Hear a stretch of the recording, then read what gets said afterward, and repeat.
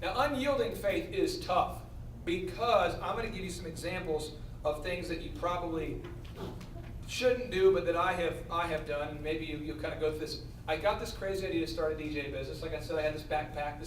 I think the backpack is what sold America on it. It was awesome. Okay, but I decided I'm going to make cold calls. Anybody ever made cold calls? Anybody working at a call center? Inbound, outbound. How's that going? No, I don't work there. Did you used to? Was it inbound? Well, I didn't work there. I did like for calling, for elections. Yeah. Oh, that's a bold move right there. How was that? It was like, Was it one part yes, one part never talk to me again kind of thing? well, you just experience how people are. Okay. Well, here's what I found out through cold calling, because I wanted to start. Now, if you were a DJ service and you wanted to book events, what would be some places you would call? Just brainstorm with me. Somebody. Who would you call? Elementary school. What's that? High school. High schools. Okay, let's talk high schools. Who else? Churches. Churches. Who else? Venues. What's that? Venues. Yeah, venues. Okay. And for some reason, none of these great ideas were at all enlightened to me. I thought apartments. Why? Why do I think apartments? Somebody tell me. More people. Because I live there. Oh. Talk to me about that, right? We only think about what we know. Right? I mean, my husband is not nice, therefore all men are not nice. You know what I'm saying? We have the blinder on. We don't have optimism. We've got whatever. So I'm cold calling apartments, trying to convince them to book DJs for the residents. Insanity. However, through this process, because I'm reading all about unyielding faith, I'm reading Napoleon Hill, and he says, behind every failure, there's a seed of an equivalent benefit. Behind every failure, there's a seed of an equivalent benefit. So I'm thinking, there has got to be some serious equivalent benefits here. There's some vast benefits that I am gaining from these calls. I'm calling, hey, is this Karen? Yeah, Karen, hey, this is Clay up here with a DJ Connection. I was just calling to see, do you ever have resident appreciation parties?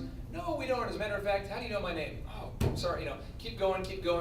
Eventually I think, I gotta make her laugh. If I can make her laugh, then I keep the call alive longer. So I'm like, hey, who is the person in charge of scheduling our apartment pool parties?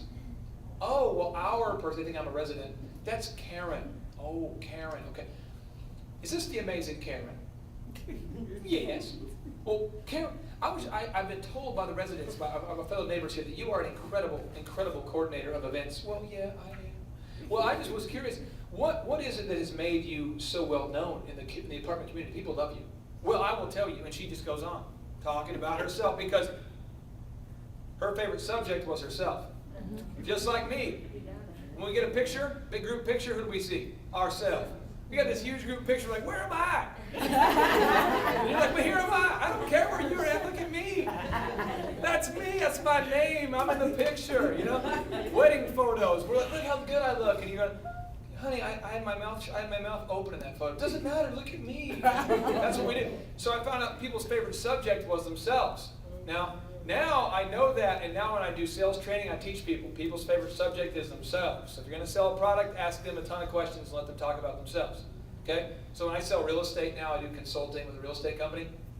We always ask, because these are multimillionaires who are buying huge properties, we say, tell us about how you got started.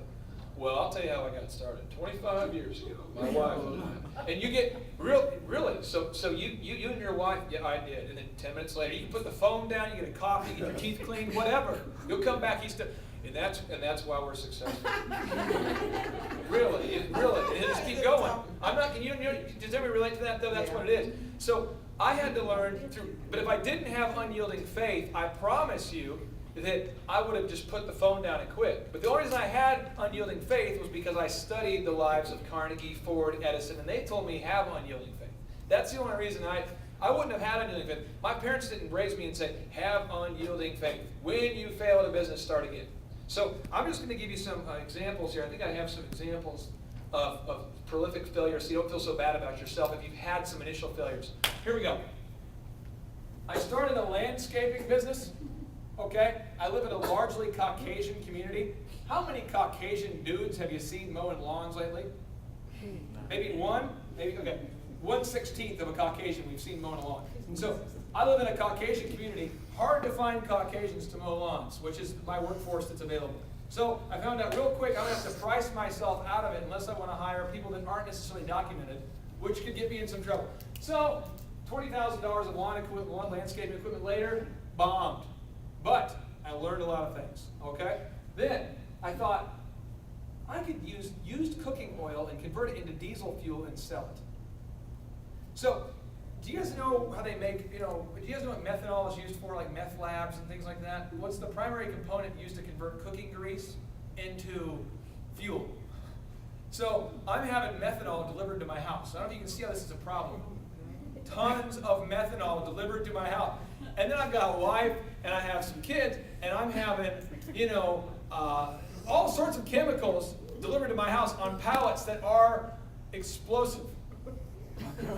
So then, the neighborhood, the guy, he's kind of your he does all the zoning. He just kind of alerts me that, hey, I realize that you're maybe into this whole, I realize you're not doing a meth lab, but you can't have pallets of methanol delivered to a home. Oh, so I had this thing called the Fuel Meister. That's a picture of it. It's huge apparatus to make fuel. Totally bad deal, okay? But through that I learned, do not make fuel in your house, okay? Next thing. Started a web design company. We did